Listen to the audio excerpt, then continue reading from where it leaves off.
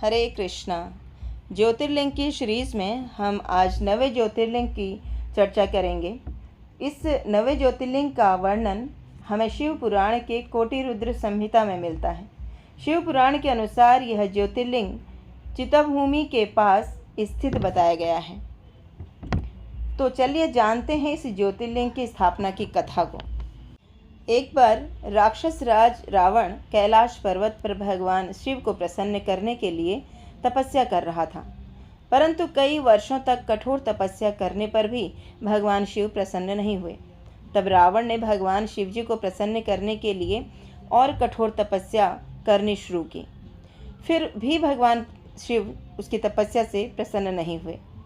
उसके बाद रावण ने एक एक करके अपने मस्तक की आहुति देना प्रारंभ किया। जब 9 सिर काट चुका था और 10वां सिर रावण काटने जा रहा था, तब भगवान शिव प्रकट हुए और रावण के सभी सिर उसे वापस प्रदान किए और रावण से उत्तम वरदान मांगने को कहा। तब रावण ने शिवजी से सबसे बलशाली होने का वर मांगा। भगवान शिव ने उसे उसकी इच्छा के अनुसार वरदान प्रदान किया। रावण नतमस्तक होकर भगवान शिव के समक्ष खड़ा हुआ और कहने लगा, आप मेरे साथ लंका चलिए। शिवजी ने कहा, दशानन रावण, मैं तुम्हें अपना एक लिंग देता हूँ, इस लिंग को लेकर तुम लंका जाओ, मगर याद रखना, तुम इसे भूमि पर रखोगे तो यह वहीं स्थापित हो जाएगा। रावण बहुत प्रसन्न हुआ और उस शिवलिंग को लेकर लंका की ओर चल पड़ा, मगर भगवान की माया शक्ति से रावण को मूत्र विसर्जन की इच्छा हुई। रावण ने देखा कि एक ग्वाला वहां से गुजर रहा है। रावण ने उससे कहा, तुम थोड़ी देर इस शिवलिंग को पकड़ लो। यह कहकर वह शिवलिंग उस ग्वाले के हाथ में देकर वह मूत्र विसर्जन को चला गया।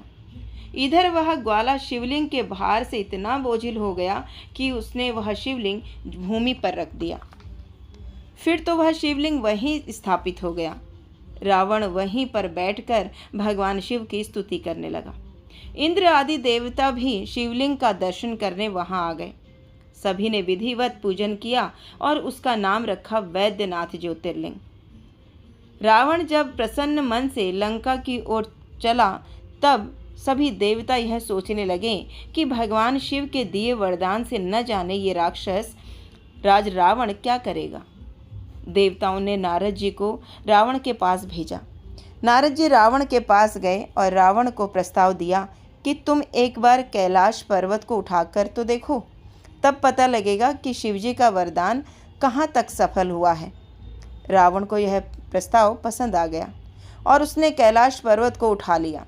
तब भगवान शिव ने श्राप दिया और कहा कि तुम अपनी शक्ति पर इतना घमंड कर रहे हो। रे दुष्ट रावण, तेरा अंत करने के लिए परम पुरुष शीघ्र ही अवतरित होगा।